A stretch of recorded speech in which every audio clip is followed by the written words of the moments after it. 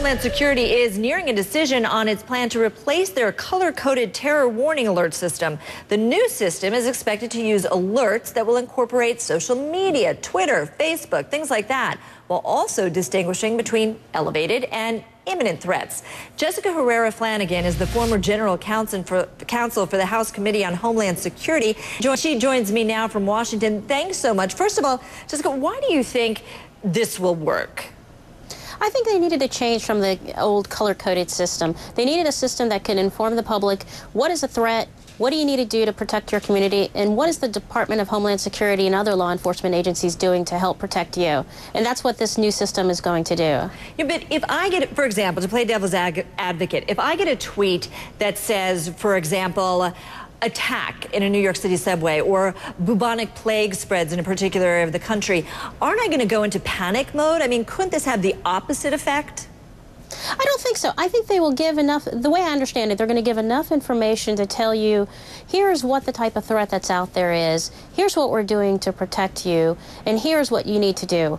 Right now, without that kind of system in place, with the old color-coded system, where a lot of misinformation will get spread, people will tweet and Facebook on their own without really knowing what the danger is. And this is a way for the government to take advantage of social media and other media to communicate. So is it fair to say that really what they're doing, what DHS is doing, is they're trying to take control of the information so that it gets out, and at least gets out in as a correct form as possible, giving people information on what they need to know or what's happening, whether it's evacuation routes, whether it's seek safety, seek shelter?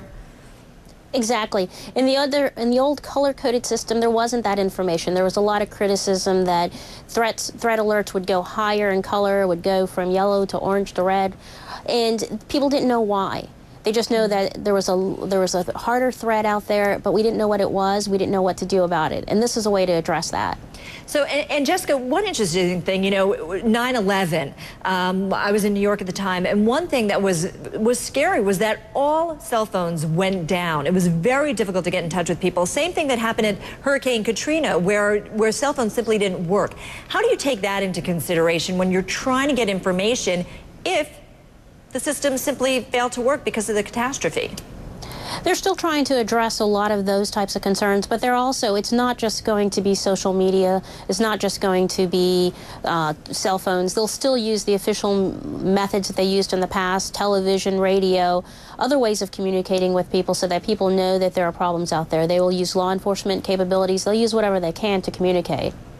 And do you also see this as being a way, for example, being useful to help people get prepared? For example, if a particular city develops an evacuation route, say, check it, new evacuation route, or new information to help people really get ready, so the first time they're not getting these tweets is when the catastrophe is happening. And also deal with the age thing, because we're using Twitter, but maybe somebody in their 80s isn't.